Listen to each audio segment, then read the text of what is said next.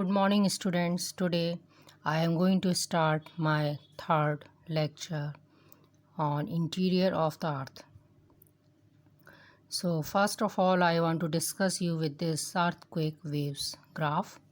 So first of all, these primary waves, they appear first. Then secondary waves. Then at last surface waves, you can see in this diagram very well. But these surface waves, they have high amplitude, but their velocity is very low, only 3 kilometer per hour. So it is very low. So that's why their velocity is very low. So that's why they affect the area only where near the epicenter. So these, they cause the displacement of rocks. So have you seen or have you heard in news also where there is earthquake? So where epicenter is there, so there collapse of buildings. So the collapse of buildings is the reason of surface waves, because they have high amplitude and they are responsible for the displacement of rocks. I think it is clear to you.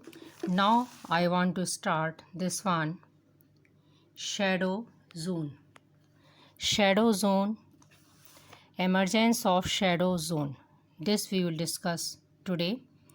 So the areas where the earthquake waves are not reported. Shadow means where the earthquake waves are not reported.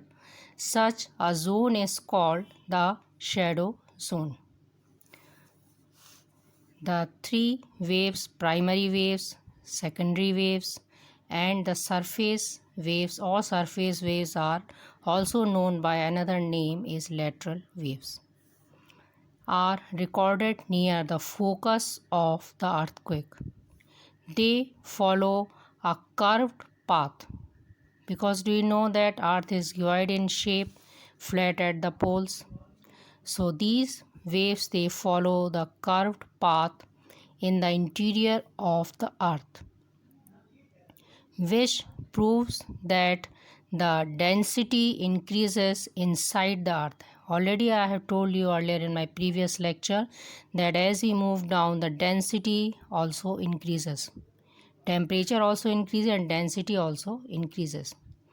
Primary waves and secondary waves are recorded along the surface up to a distance of 11,000 km from the focus of the earthquake. So what do you mean by focus? Where these waves, they appear under the earth, and where they on the crust where they appear first, it is called epicenter. Their velocity also increases with the increase in depth. So their velocity also increases with the increase in depth. But this process continues only up to a depth of 2,900 km. Clear? Beyond this depth, surface waves disappeared. So beyond this depth, surface waves, they disappeared, and primary waves travel with reduced velocity and get deflected, pass through the core with a slightly changed direction. This process shows that the core of the earth behaves like liquids, while mantle up to the depth of 2,900 km behaves like solids. Thus, a zone between 105 degree and 145 degree from the epicenter was identified as the shadow zone. For both the types of waves, the presence of shadow zone on the surface of the earth shows that earth's core is composed of heavy materials, because I told you in my previous lecture these seismic waves, they are the most important source or to know about the interior of the earth. So earth's core is composed of heavy materials like nickel and iron.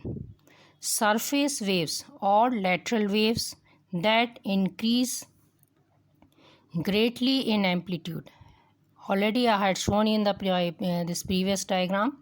I have shown you diagram. So this surface waves, their amplitude is very high due to a maximum, and then slowly they die down. So they affect the area only where the near the epicenter. I think it is clear to you. Now we can see these diagrams. So in this diagram you can see it very well. This is, it moves in curve shaped, and this secondary waves, they die after this 105 degree. Clear? And these primary waves, they are deflected, so they are slightly deflected, you can see in this diagram. And second diagram is totally, it is related to only the secondary waves. So secondary waves are deflected at the angle of 105. I think it is clear. Now we should move to the types of earthquakes. So now what are types of earthquakes? This one. Types of earthquakes, most common ones are the tectonic earthquakes, generated due to sliding of rocks along a fault plane. Second is volcanic earthquakes occur due to the eruption, volcanic eruption. In the areas of intense mining activity, where mining activities take place, there also we feel minor tremor, shaking, and due to explosion of chemical or nuclear devices. Then fifth one, in the areas of large reservoirs referred as reservoir induced earthquakes. Now measuring earthquakes, how we measure this earthquakes. Okay, so measuring earthquakes, the magnitude scale is known as the Richter scale. It relates to the energy released, and we measure this energy between 0 to 10, okay, during the earthquake. So whatever energy is released during the earthquake, I think have you heard in news also that earthquake, its Richter scale, it is 4 or 6, like that. So above 6 it is very dangerous, and below 6 it is not too dangerous. So it relates to the energy released 0 to 10, and it also depends on the this earthquake, because if its focus is in deep inside, then it is less destructive. If it is shallow, then it will be more destructive. So I think it is clear to you. Richter scale, it is 0 to 10 during the earthquake. And the intensity scale, now we will talk about the another scale. This is intensity scale. Intensity scale is named after Mercalli, an Italian seismologist. So intensity scale is named after its inventor. He was a seismologist, Mercalli. Its scale is from 1 to 12. Okay, so keep in mind that, because most of the time in competition also they ask this question, 1 to 12. Its measuring is 1 to 12, and Richter scale it is 0 to 10. Here it is 1 to 12. 1 to 12 Mercalli, it measures what? Intensity. Okay, it measures the visible damage. So according to this intensity, we measure the whatever visible damage are caused by the earthquake. Now effects of earthquake. It is a natural hazard. Ground shaking, differential ground settlement, land and mud slides are there. Then soil liquefaction, this we will study in later chapters, and ground lurching, displacement of ground, avalanches, slide of rocks, it happens in mountainous areas. Now last one is ground displacement. Okay, so this is a ground displacement. It is the heavy loss, ground displacement. Then floods from dam and levee failures. Levees are formed by the rivers and it is also failed due to this flood.